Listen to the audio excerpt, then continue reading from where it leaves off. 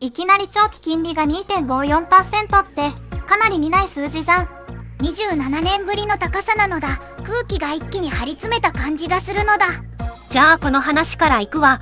見た目より家計に効きそうで放っておけないわ。10年後の国債の利回りが 2.54% まで上がったのだ。長くお金を貸す時の目安が今はぐっと上向いているのだ。要するに国債が売られて利回りが上がった流れね。市場が物価の先行きを警戒しているわ。利回りって貸し出しの見返りの高さみたいなものだよね。そこが動くと空気変わるじゃん。しかも1999年2月以来のおよそ27年ぶりなのだ。数字だけ見るとかなり久しぶりなのだ。原因の一つは原油価格が高止まりしていることよ。原油の先物って先の受け渡しを前提に決まる値段のことね。今の値段だけじゃなくて先の見通しが重いってことか。そりゃ家計もそわそわするよね。アメリカとイランの協議の先行きに不透明感が増しているのも聞いているのだ。中東の情勢が原油と金利にそのまま跳ね返るのは厄介ね。ニュースとしては静かでも実はじわじわ広がるタイプだよね。毎日の支払いに来る感じじゃん。例えば固定金利のローンみたいに長く借りるものは特に気にする人が増えそうなのだ。借りる側は重く貸す側は有利に見えやすい。だから先に反応が走るのよ。上がる時っていきなりドンじゃなくてじわっとくるのが厄介よね。見た目は静かでも家計の空気にはちゃんと響くニュースなのだ。みんなも住宅ローンや固定の支払いがあるなら条件の見直しを意識しておくといいわ。気になる人多いんじゃない？次は戸籍の性別記載の話なのだ。大阪高裁が戸籍法の運用は憲法14条の趣旨に抵触すると見たのだ。憲法14条は法の下の平等を定めたところね。そこに引っかかると判断したのは重いわ。ノンバイナリーって性別を男か女のどちらかに当てはめないと考える人のことだよね。戸籍には親との関係が長男や長女のように性別で書かれるのだ。それがずれる人もいるのだ。書類の一部でも本人には毎回の負担になるのよ。軽く見ないでほしいわ。確かに名前の横にいつも違和感があるのってじわじわきついじゃん。当事者はみたいな性別にとらわれない記載への訂正を求めたのだ。でも京都家裁は退けていて高裁も具体的な訂正までは認めなかったのね。それでも是正すべき状態って言葉はかなりはっきりしてるよね。裁判所は具体的な制度の整備は国会で行われるべきだとも示したのだ。つまり判断は出たけれど動かす仕組みは別の場所で詰める必要があるのよ。こういうのって結論だけじゃなくて次に誰がどう動くかが大事だよね。代理人は法的承認への大きな一歩だとして最高裁に特別抗告する考えなのだ。今後は最高裁がどこまで踏み込むかが注目ね。みんなの周りでも紙の記載一つで扱いが変わる場面ってあるよね。そう思うとかなり身近な話にも見えてくるじゃん。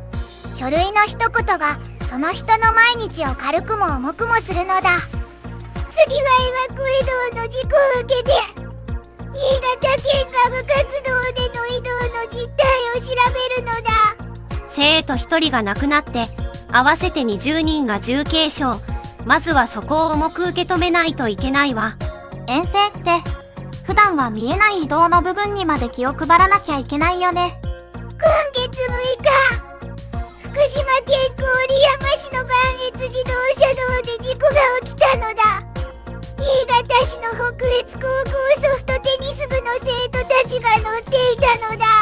花角知事は再発防止のための対応策を検討してほしいと話していたわ。部活の移動って人数も距離もばらつくから意外と管理が難しいよね。県内の高校などを対象に遠征などの移動実態を調査する方針なのだ。県立も私立も見ていくのだ。中学校の部活動が地域クラブに広がっている流れも踏まえてそこも対象に含めるか考えるそうね。地域クラブって学校の外で地域が受け皿になる活動のことだよね。そこまで見るのは大事じゃん。今月7日には私立中高に10校と県立高校およそ80校へ安全確保を求める文書も出しているのだ。まずは現場で何が起きているかを集める。そこからじゃないと対策はぼやけるわ。送迎の台数や集合の流れが曖昧だと、見落としが出やすいよね。こういうところをちゃんと詰めたいじゃん。2つの衛星が当たり前に見えても、軌道の段取りは命に関わるのだ。悲しい事故の後だからこそ、確認を急ぐ意味があるわ。これ、学校だけじゃなくて、地域での活動にも広がる話だよね。気をつけたいじゃん。再発防止につながる形で実態がきちんと見えてほしいのだ。ここでちょっと寄り道なのだ。さっき出てきたジェンダーってもともと派生物学的な性と別の社会的な性別を指す言葉なのだ。一つの単語でも思ったより広いのね。語源はラテン語のジーナスで種族や起源に近い意味なのだ。そこから生まれついての種類のイメージにつながったのだ。言葉の根っこがかなり昔まで伸びてるんだね。ちょっと面白いじゃん。しかもジェネやジェニタル、ジャンルとも同じ語源を持つのだ。なるほど。関連語を見ると意味の広がりが見えやすいわね。